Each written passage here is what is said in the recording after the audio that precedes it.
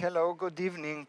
Uh, in the name of co-festival crew, we would like to welcome you to the presentation of the book Xenia, the London Dance Years of Xenia Hribar from the 1960 till 1978. But before that, before I start with the presentation of the book, I would like to announce that we are very, very glad and honored and happy that we have Sainko Namchilak tomorrow in the evening at 9 with us. She's the only artist who came to Ljubljana, and she's going to perform in Kino Šiška live. But of course, the event is going to be broadcasted via Dime and presented on YouTube.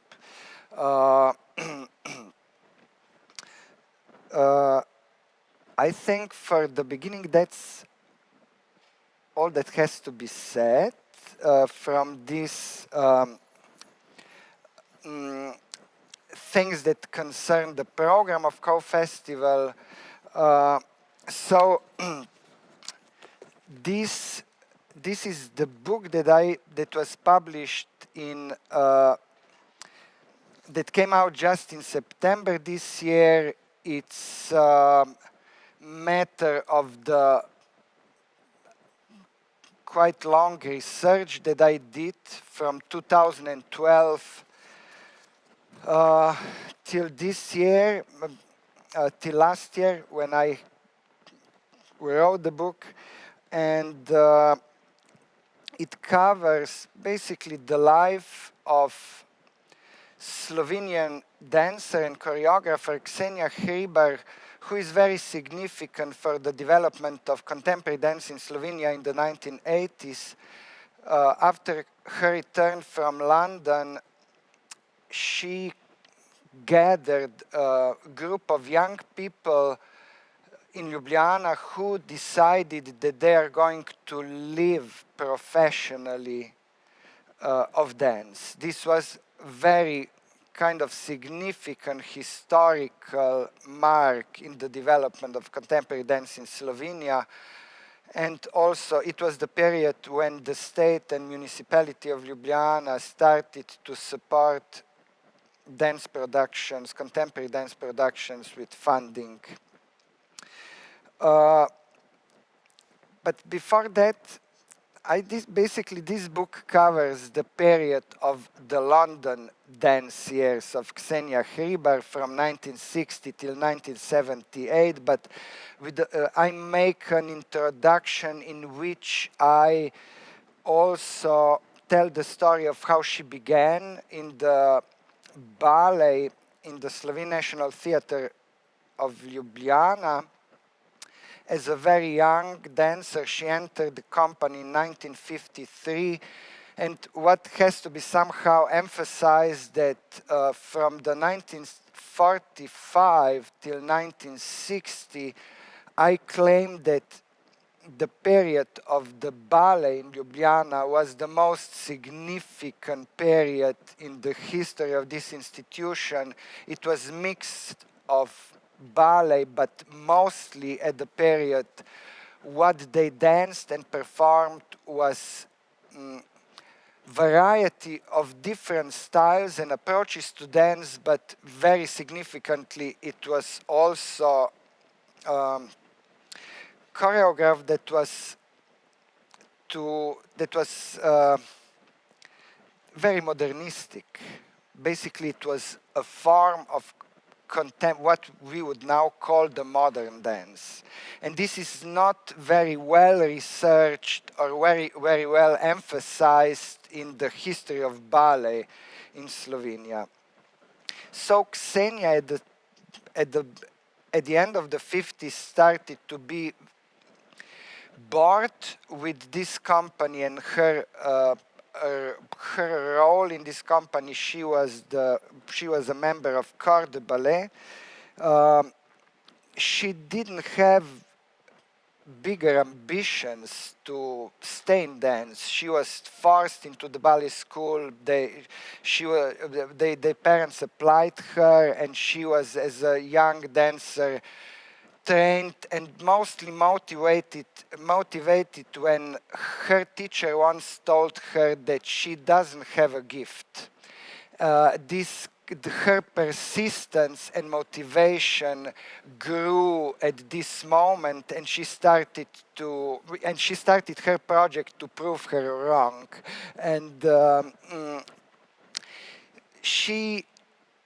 home was one house next to the Slovene National Theatre drama Ljubljana Šumi, which is significant. Her family name partially was Hribar, and her grandmother's family name was Šumi, and it was the factory of candies, which was very popular. But even more important is that this house, or this factory, had its bar in this particular house, and it was a very popular place when Ljubljana, these bohemian artistic circles would be gathering. It was even later in the 68 what became even more important for the younger generation of revolutionaries of Slovenia. Artists, intellectuals, and so on. So Xenia spent a huge amount of time there, and besides one colleague, Metodieras, who taught her about dance and ballet in London, basically people would, in this bar, Šumi,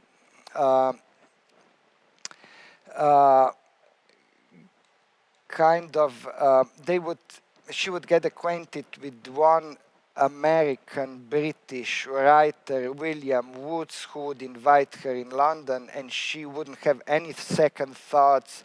She would, after she met her, leave immediately, and in February 1960 she left for London. Then between 1960 and 1962 she would be a student of Marie Rambert Dance and Ballet School, which was in London very popular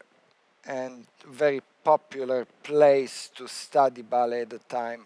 Modern dance and contemporary dance was not so much present at that time in London. So after she left the school, she returned and was for 1 year again a member of Slovenian ballet company. Now, these 2 points, which I'm going to, or 2 episodes, which I'm going to talk about today, are the 2 reviews, or one polemic and one review that Xenia Hribar wrote in December of 1964 and in January 1965, in order, obviously, to close her door to the Ljubljana Ballet Company.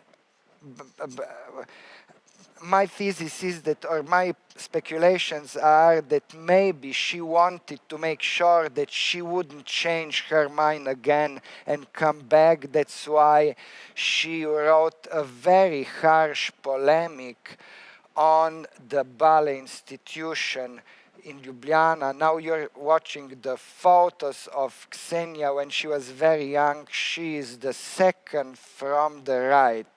And we will now see some photos of her while I'm going to talk about this one review and one polemic. So this was, because we are talking about the voice, this is really example, and one of the rare example of the very critical voice of basically ballerina. The first day at Atelier we were talking about this paradigmatic change from ballet to modern dance when dancers, mostly female dancers, gain their voice in opposition to ballet where they're exposed to the linguistic commands of ballet masters and choreographers, and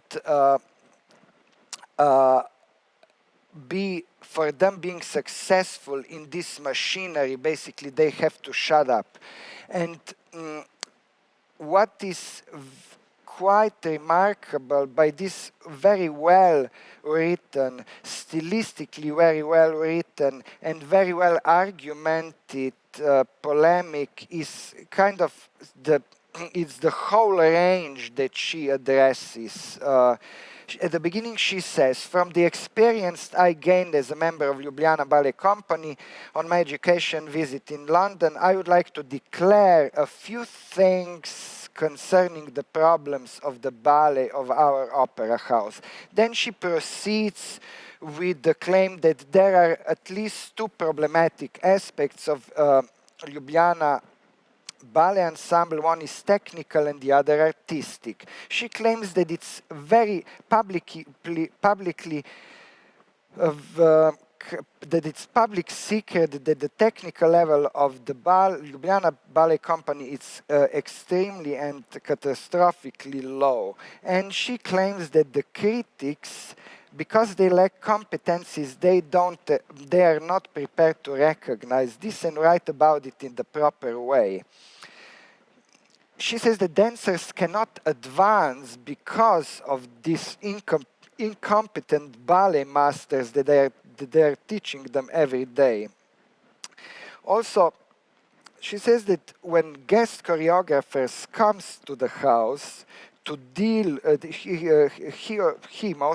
has to deal with the basic technicalities instead of doing his work.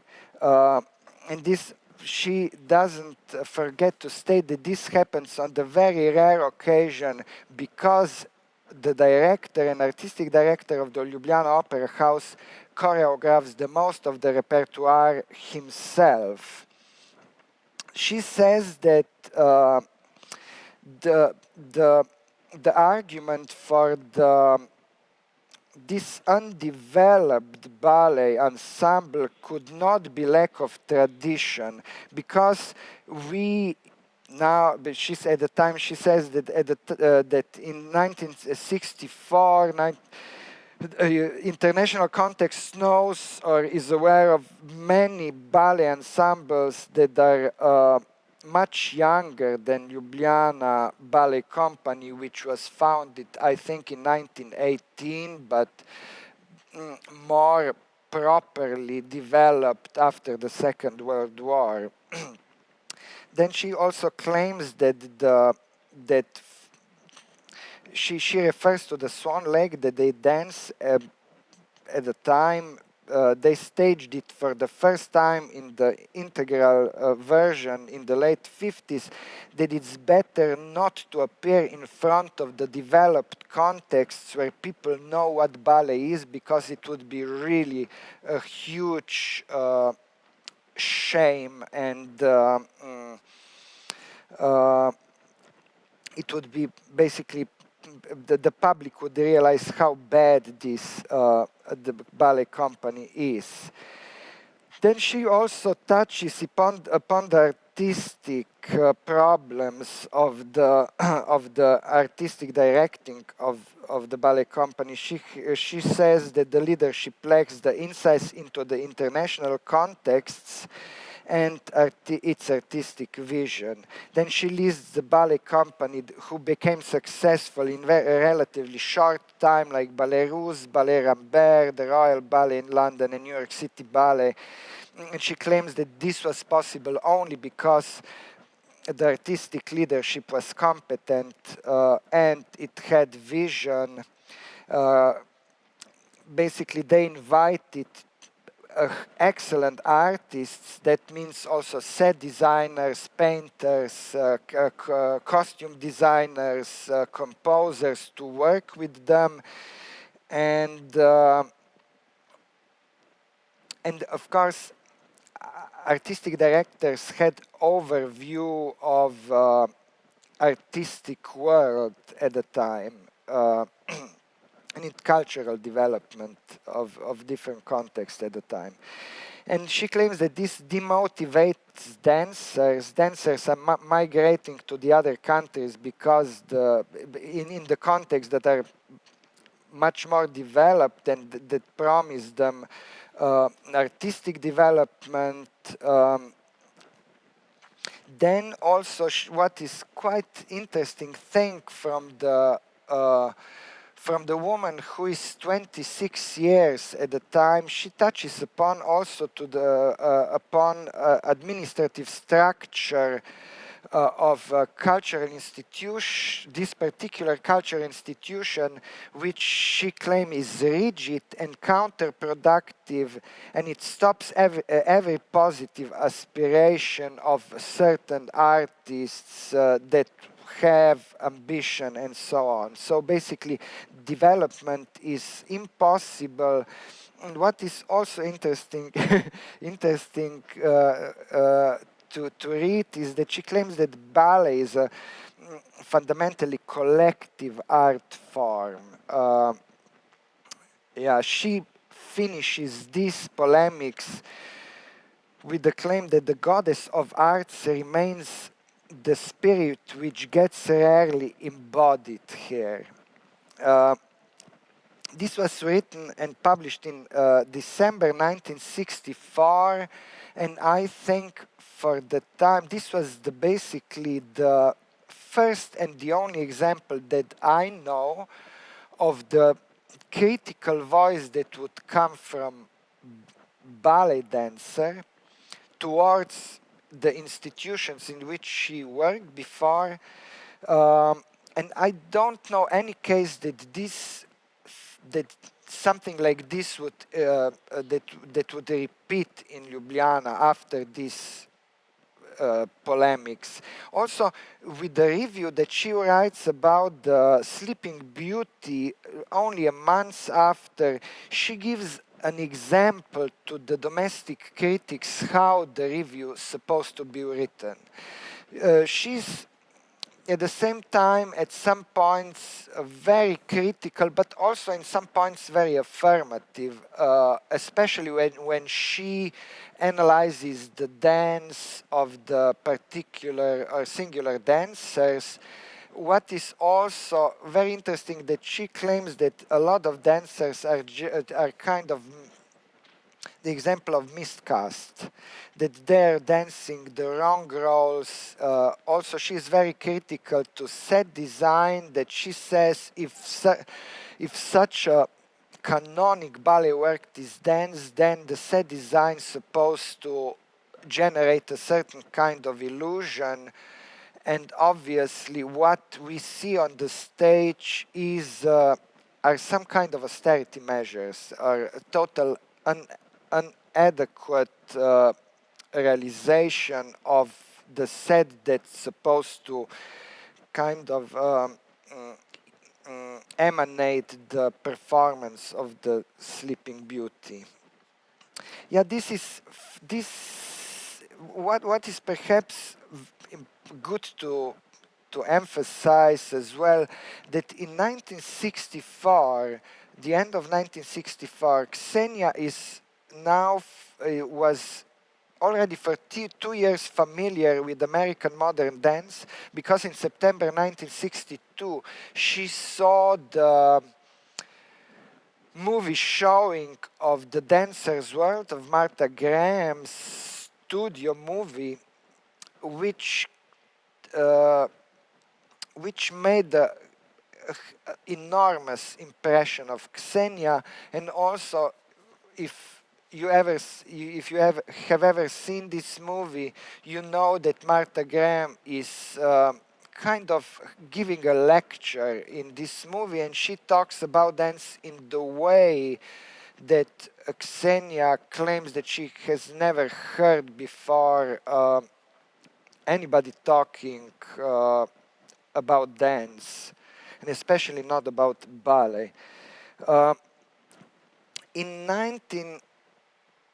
in March of 1965, Xenia applies for the studies of comparative literature and literary theory at the Faculty of Humanity and Arts in Ljubljana, but only a few weeks after she writes this application, a friend from London visits her in Ljubljana. This was G.B. Wilson, a renowned writer about ballet and also archivist of. She was photographer that photographed from the 1930s on a huge number of the most important ballet dancer, and usually he would take these photos besides his rower, his car. Also, I think you saw in these photos Xenia Hribar with Margot Fontaine, and in the back is G.B. Wilson's rower. So he visits her in Ljubljana, and he informs her that in London the new school is going to open, that they are starting. He was here in April, that he basically informed her that they are starting in 1 month. And what is interesting is that Xenia immediately left Ljubljana and went to London for, I think, for the 4th time in the row at the time. So now we are entering another story, another period of her life, which was very important. She studied from 65 till 67 at what was then called the London School of Contemporary Dance, which introduced the modern dance at the time to Great Britain and London. And with the development of this school, one has to say that not only modern approaches to contemporary dance were taught there, but also very experimental, daring, new approaches, procedures, not so much techniques that kind of that basically triggered the new generation of dancers at this school. Xenia was, when she came to the school, a little bit older than most of her colleagues. Most of them were very young. They would accept them to school already when they were around 17, 16, 17, which was very young age. Xenia was in 1965 already 27, and she claims that in one interview that her bad luck was that she found her dance very late because of the demands of the techniques that she loved. She thought that it would be much better that she would start younger and not waste her time with ballet at the time. In 1967, the school initiated an ensemble because Robin Howard, who was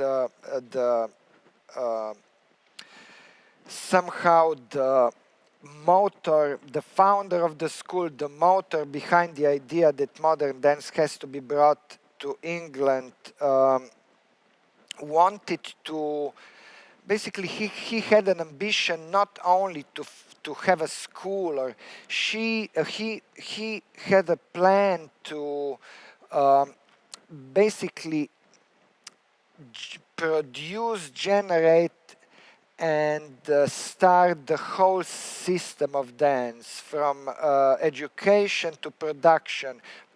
international and domestic production, post-production.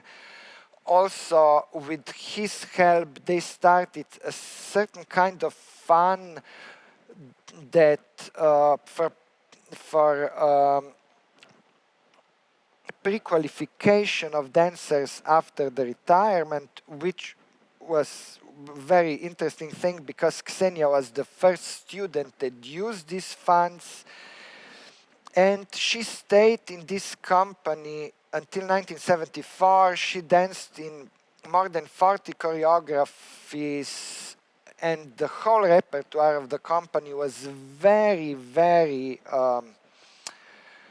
aesthetically wide. So they would dance the repertoire that they would bring to the company, repertoire that they would stage with Robert Cohen, who was their main teacher and the most important teacher. And also what would be interesting at the time is that mostly from New York, the new experimental approaches to dance would come to the company, something that we nowadays know under the term postmodern dance. So I would claim that this was one of the rare companies in the history of contemporary dance that would cover such a variety of different choreographic approaches, because what they basically were doing is not so much, they were not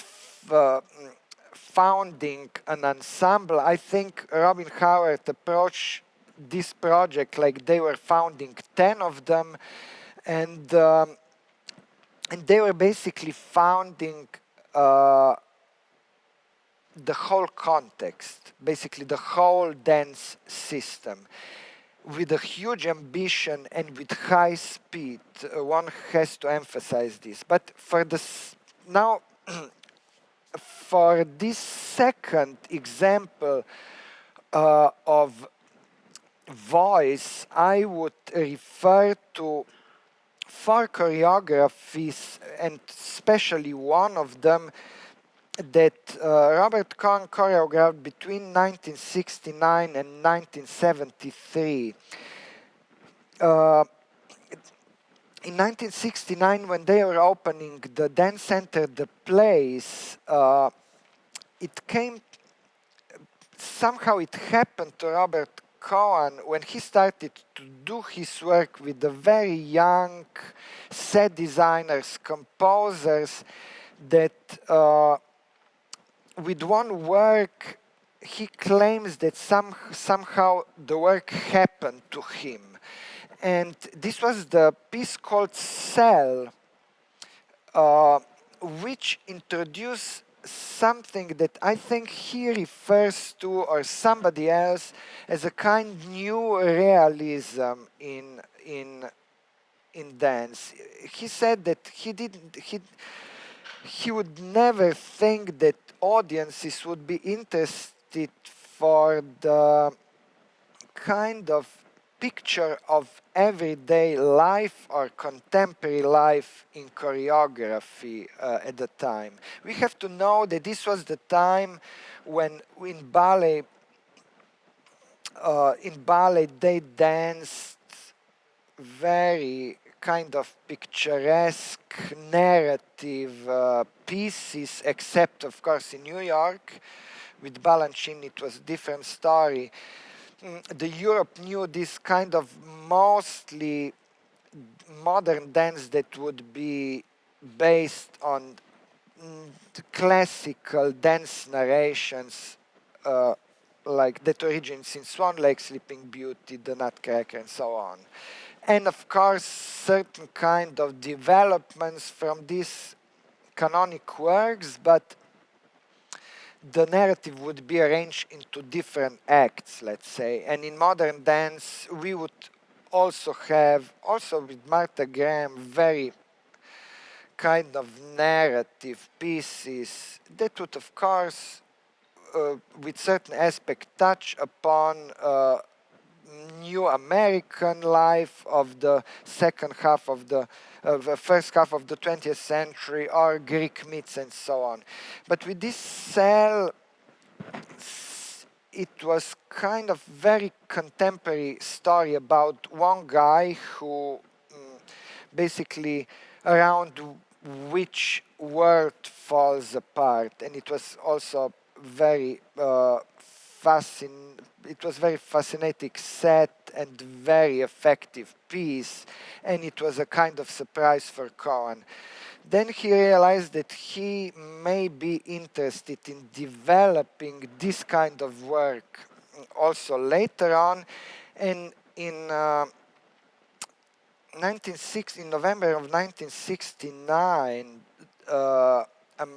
American newspapers started to publish photos and articles, very disturbing photos of something that later became known as a My Lai massacre during the Vietnam War.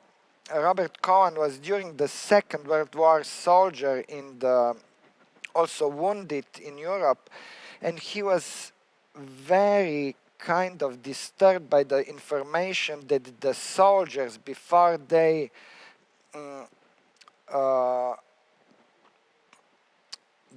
got involved in this massacre with a huge amount of atrocities, they would get also drugged. And he started to think, and at the time he would be very much interested in the study of human behavior, especially in the groups or masses. And kind of it triggered him this question, how the people behave when they are together, when they are in groups, when they are he was interested in different kind of group or social rituals, from masses to different sports games or different social games, public gathering, protests, also people using the same space at the same time, basically, and he got interested in choreographing groups. And what that meant is that basically he would have the group more or less the whole time on the stage. He would make these exchanges of solos, duos, trios, or carp, the dance. So, and with the X, the performance called X, for which he made a very, very short introduction, that it basically X means unknown factor or something like this. He then also proceeded to develop, worked further with two pieces, People Alone and People Together, which was then in 1973 presented as People, and with the piece that was kind of further development of X, which was called Mass, and it was premiered on the 3rd of April 1973, and that was the last premiere of Xenia with London Contemporary Dance Theatre. Of course, she performed till the June of 1974, but was not anymore engaged in the new pieces.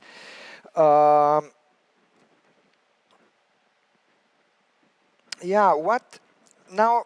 I don't know. What are we on time or not? What's yeah? Okay. Then I prepared some reviews, some very short fragments from reviews, because for me, when I came across this Cohen's new realism, because on Co-Festival we are interested in pieces that are kind of mixture of, not mixture, but when the pieces that basically where choreographic composition is at the same time some kind of social composition.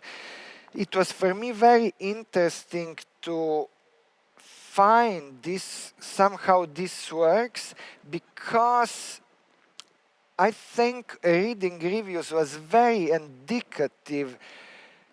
At the time, the critics had a huge problems or a little bit of a dilemma what was really going on the stage. They very clearly recognize that this is not a formal composition, dance composition, that it contains a certain kind of, that basically it's dealing with people there, not with the technical and technical body, or it's not only a morphology of choreographic work, but that it produces certain meaning, yet for them is unknown what that really is. And let's, because we will come to this conclusion, because in Mass, then Robert Cohen introduces work with voice, that, and he invites a Russian composer, Vladimir Rodozianko, to work with dancer on different Slavic singing techniques that he would then combine with the movement. But now let's go and let's read a little bit, a few short fragments for X, reviews from X, that you are going to see what I have in mind. I would ask now our technical crew to post or to show these reviews. Yasmina and Mato, please. We are now on Mass. Okay, I suggest that we go to X first, then we go to Mass. Okay. Here, using light and darkness in the manner unlike any other work in the current repertoire, X creates some disturbing effects and a strong feeling of tension, which is unrelieved throughout.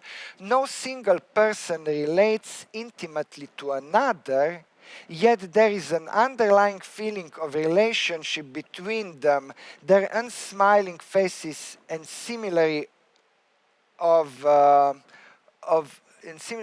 actions being the main link in their faintly disinteresting defiance of the audience.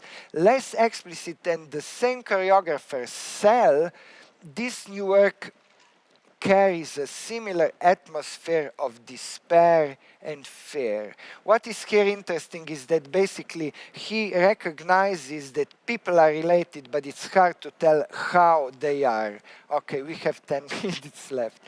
Okay, let's go on. The dancers make as much of it as could possibly be hoped, notably Xenia Hribar and Franca Telesio, and even if the work does not reveal much point, I never found it boring.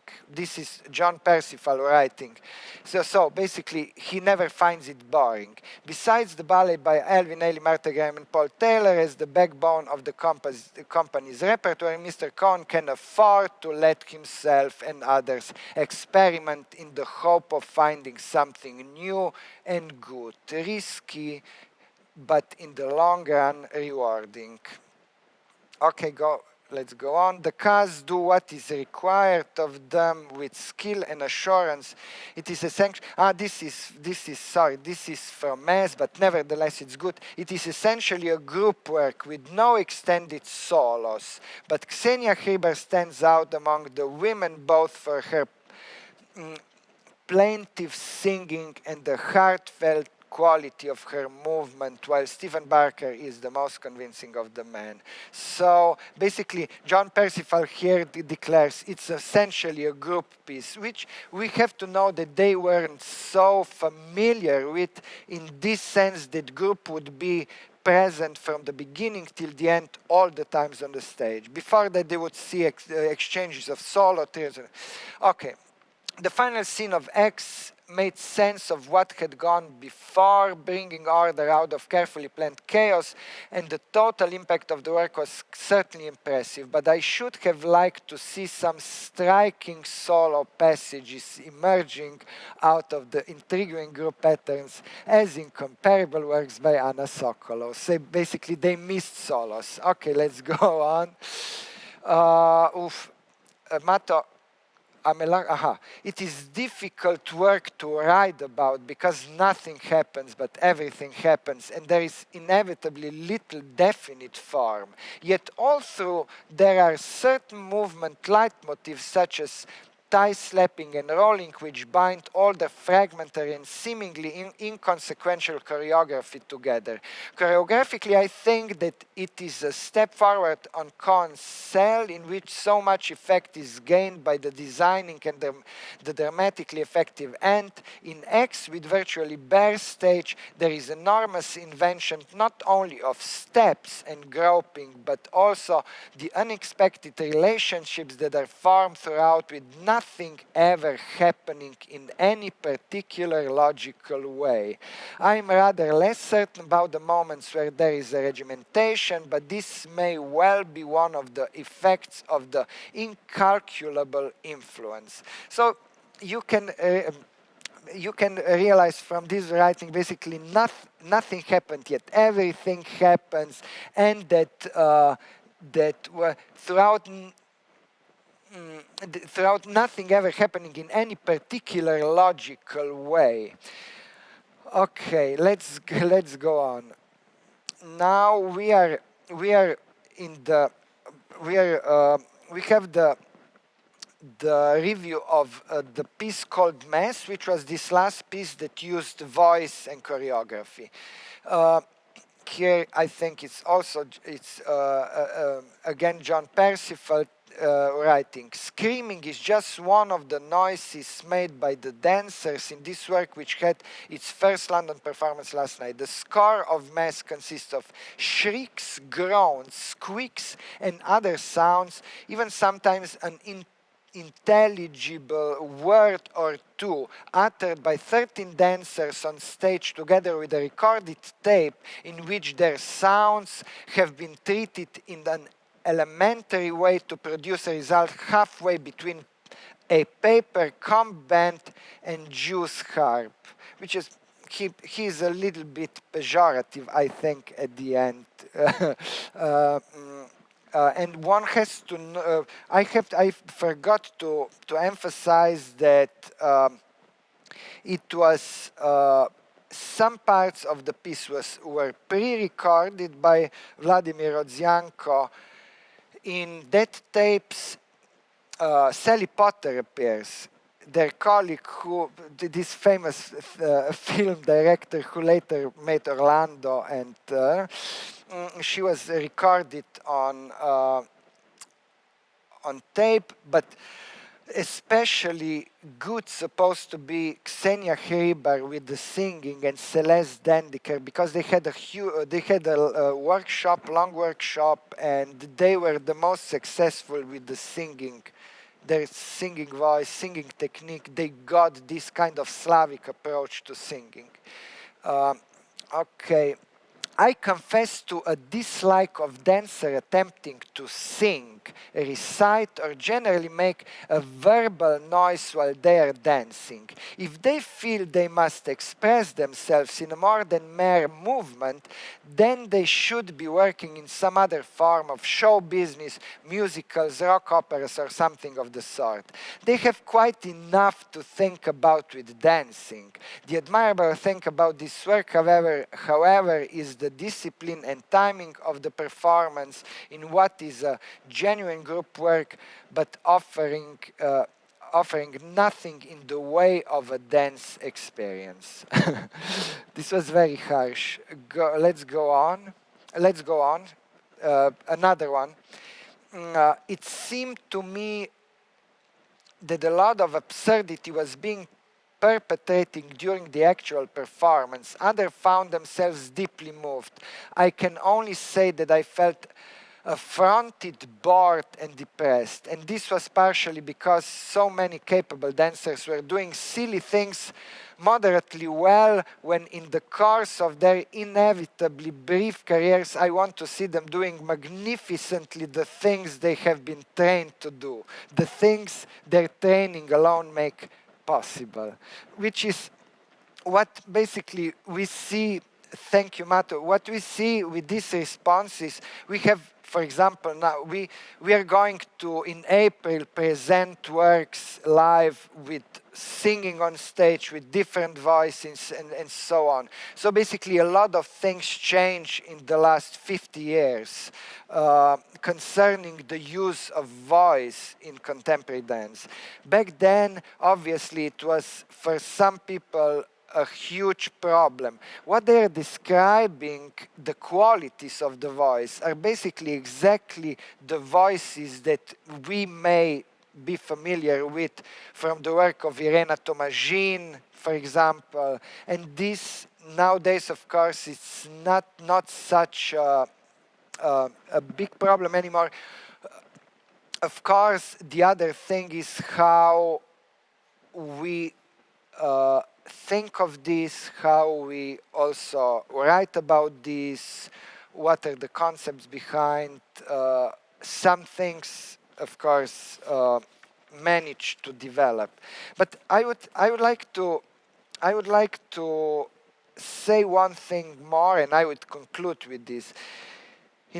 From April to June of 1973, the company they had a huge and extensive South American tour. They started in Brazil, went to Argentina, Chile, and all the way up to Mexico.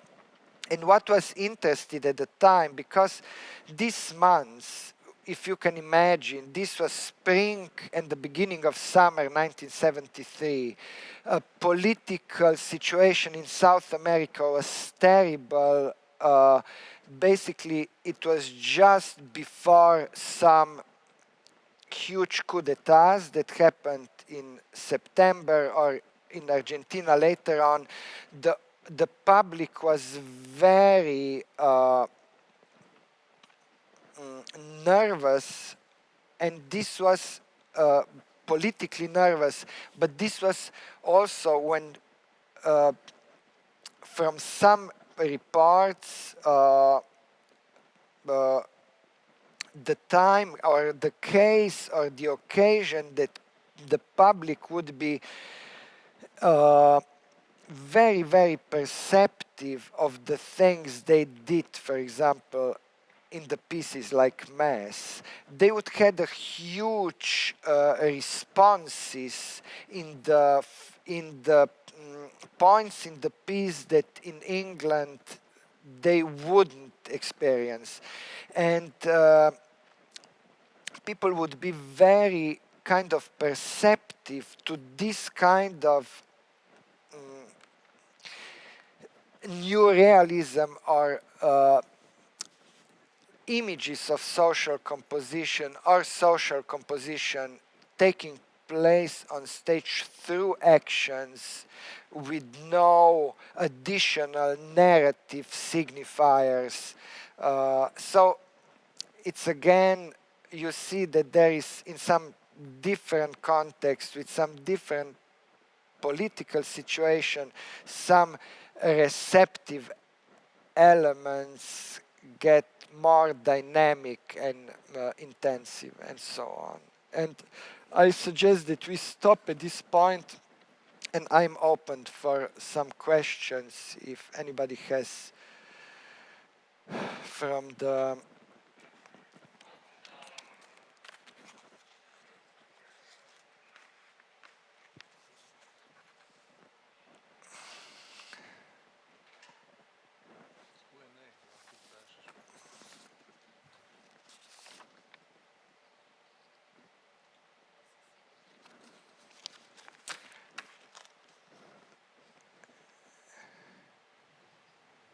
Shall we wait a little bit, or are we going to conclude?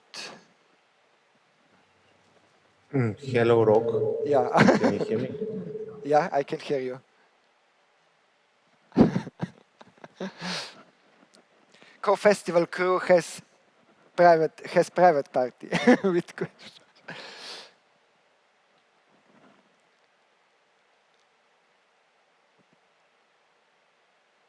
Yeah. Sorry for can you hear me now? Yeah, I can hear you now. Yeah, maybe just one question. You mentioned that Xenia Hribar was working in the place at London. Yeah. How many years was she doing there? What was actually doing there? I didn't catch that. And what was actually still the legacy of her is still today at the place? Yeah, so the school and the company moved to the place, to this building that it's still there, and the place is still there in September 1969. So last year the company celebrated its 50th anniversary, and Xenia was with the company till June of 1974. She already left the company in late 73, but then returned because of certain accidents that happened in December of 1973, and they needed some dancers, especially for the mass, I think. And in spring, she was dancing in Europe with them on the European tour.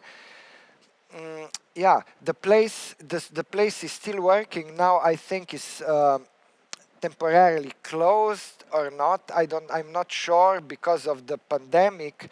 Yeah, I think what is good for this dance center with the longest tradition in Europe, I think, contemporary dance center, I mean, is that they own the space. Robin Howard in 1973 bought this building for the school and the company. So they're very fortunate, I think, that they have this building and that contemporary dance in Britain can go on. Xenia, just to perhaps, yeah. I just said that we have here another question by Dragana. Yeah. She's asking more imaginative question, and maybe you could close your eyes and try to imagine what would Xenia Hribar do today in Ljubljana, and what would she do in London if she would be still alive?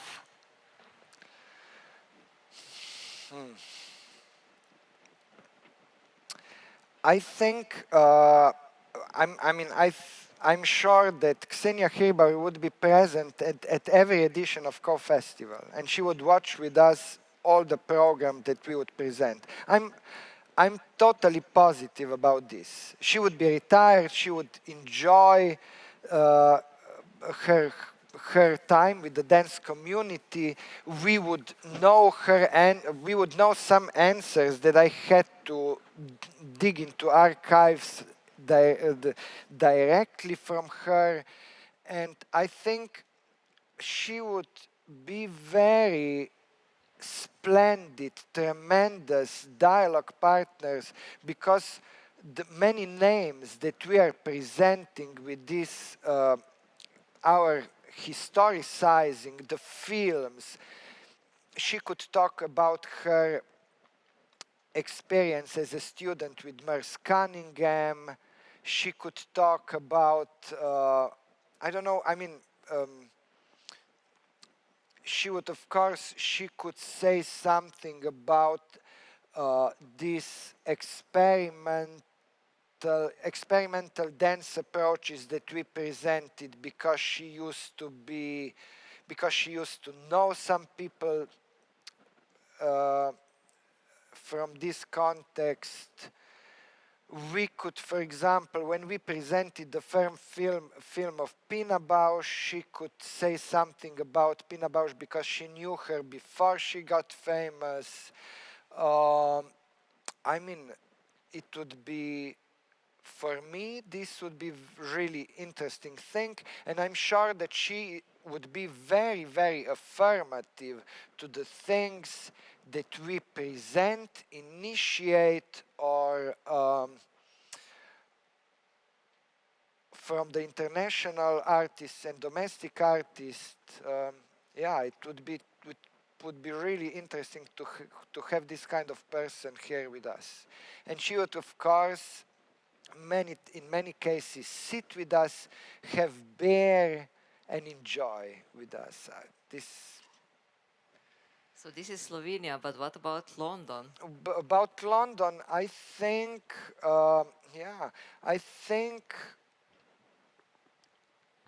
the same. She would be very affirmative to the things that she would find interesting, and I think she would be very critical to the about kind of commercial aspect of the British dance. And she would say that we shouldn't have anything like this in Slovenia. That we have to be very careful not to get dependent only on market, because this changes the way choreographers approach their art.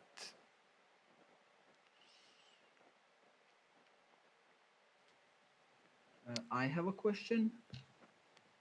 Yeah. What kind of a legacy do you think she left behind?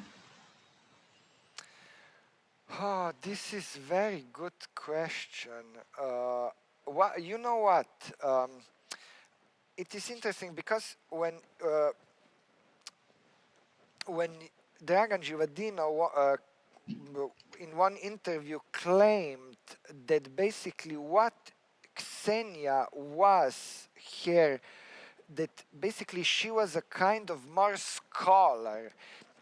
Also through her choreographies that she would do in the second half of the 80s for Dance Theatre of Ljubljana, and then a little bit less work in the 90s, basically what she would do with this would initiate the kind of fertile ground for new young choreographers to build their work upon.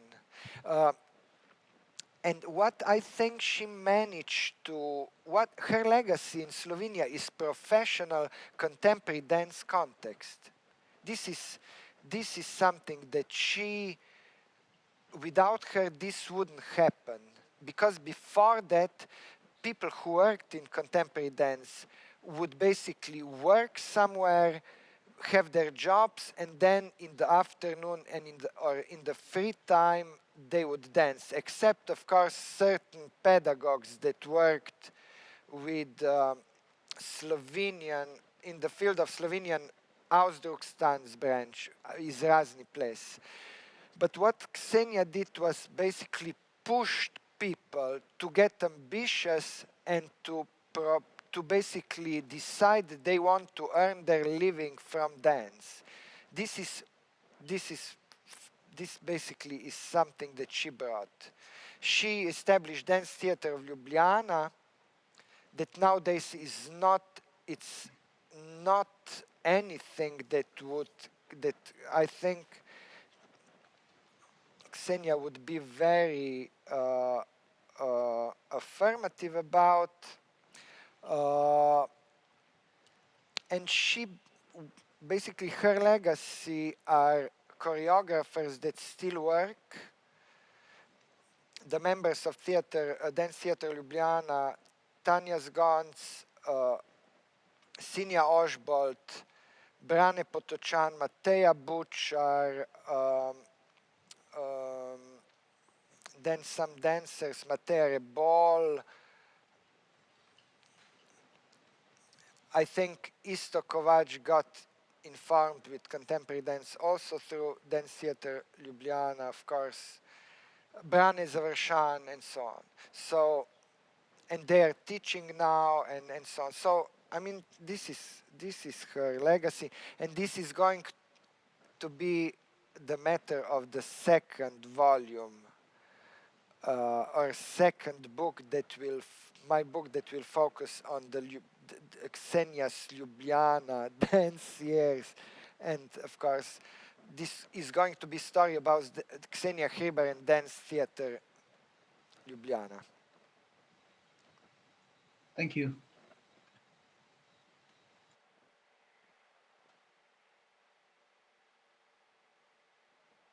I think if somebody has any additional question, let me know very quick. Otherwise, we are going to say goodbye at this point. I would like to say again, repeat again that tomorrow at 9, you are going to be able to see Saimko Namchilak. Saimko Namchilak, excellent, of course, singer from Tuva. Originally, now she lives in Vienna. But anyway, Saimko Namchilak is such a huge star of world music, experimental music, and so on that we don't have to introduce her specially. So you're invited to tomorrow to